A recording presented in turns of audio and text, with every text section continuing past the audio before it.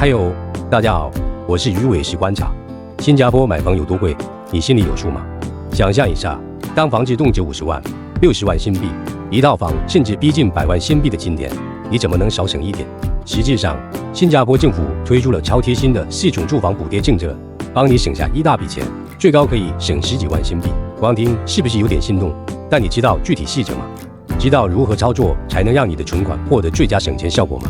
别急，今天的节目我会手把手为你解答这些关键问题。不仅如此，我们最后还会教你如何叠加使用所有可以用的补贴，把省钱做到极致。跟着我往下看吧。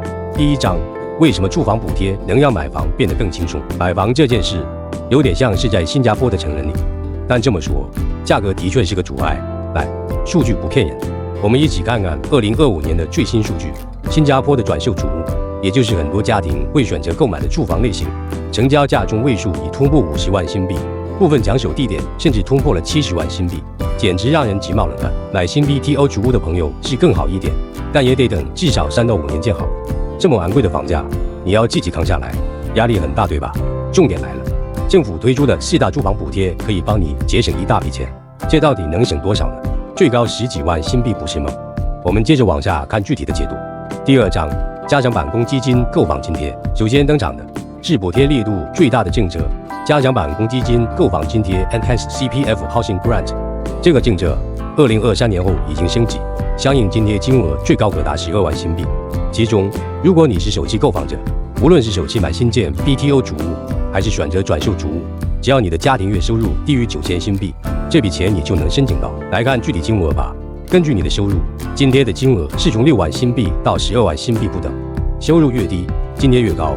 举个例子，如果你家庭月收入是4500新币，那么恭喜你，你可以拿到最高额度12万新币，这就是免费的白送钱，直接抵扣你的房价哦。单身买房呢，不用担心，政策也照顾到了你。如果你是单身首期购房者，同样可以申请这笔补贴，最高津贴可达4万新币。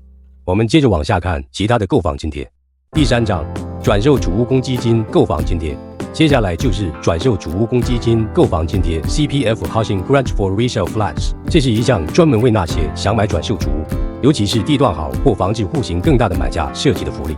政策金额在2023年已经升级，额度更高了，家庭月收入的上限也从12000新币提升至14000新币。如果你打算买二手的转售主屋，那么按家庭收入和房型的不同，补贴额度从2.5万新币到最高的8万新币。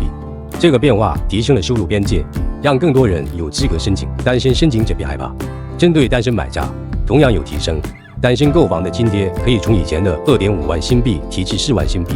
第四章，升级版公积金购房津贴。接下来要说的是升级版公积金购房津贴 Step Up CPF Housing Grant。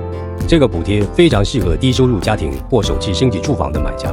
简单来说，如果你现在住的是2房式主屋，但是想要为自己或家人改善居住条件，比如换到一个更宽敞的3房或以上的主屋，那么你就可以申请1.5万新币的津贴。不过，这项津贴的申请有一些特殊要求，比如家庭月收入不能超过7000新币，而且需要符合最低居住年限规定。也就是说，你买了房子后必须全家共同居住一段时间。如果你还担心自己的资格问题，请别担心。接下来的视频里，我会分享一些申请常见问题的解决方案，包括如何避免遗漏关键条件。记得看到最后。第5章，近居购屋津贴。最后我们来说一个特别贴心的政策——近居购屋津贴 （Proximity Housing Grant）。这个津贴是政府为鼓励家庭成员住得更近，甚至住一起而推出的，特别适合那些希望照顾父母或与子女共享相邻生活的人群。如果你购买的是距离父母或子女不到4公里范围的转售主屋，那么你可以申请2万新币的津贴。而如果你选择与父母或子女住在同一套屋子里，津贴再提高，最高可以拿到3万新币。令人惊喜的是，这项政策对月收入是没有限制的，而且适用于任何购房阶段，哪怕是2手购房也能申请。如果你不确定自己和父母或子女的居住距离是否符合4公里标准，我建议直接上政府官网输入地址查询，非常方便。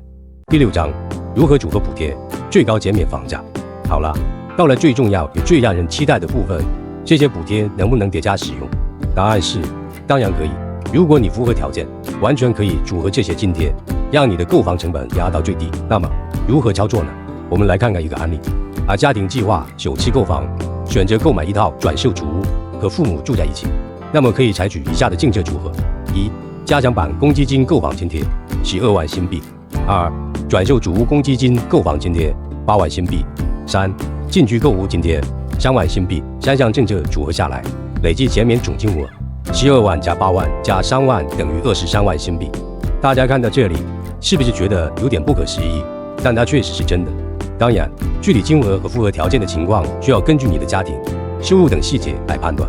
如果你不确定能否叠加使用，务必在申请政策时详细咨询官方部门，确保自己不会错过任何可以省钱的机会。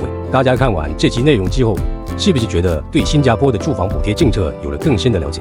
今天我们详细讲解了4种政府补贴，让你知道如何在高昂的购房成本中抓住机会，为自己争取到最多的减免金额。你怎么看这些政策？你觉得新加坡政府的这些补贴是否足够帮助购房者缓解压力呢？是时候告诉我们你的看法了。如果你觉得这期视频对你有帮助，记得给我们点个赞，转发给你的朋友，让他们也知道如何获取这些补贴。同时，也别忘了订阅我们的频道。下一期我们还会为大家深入分享其他新加坡相关内容哦。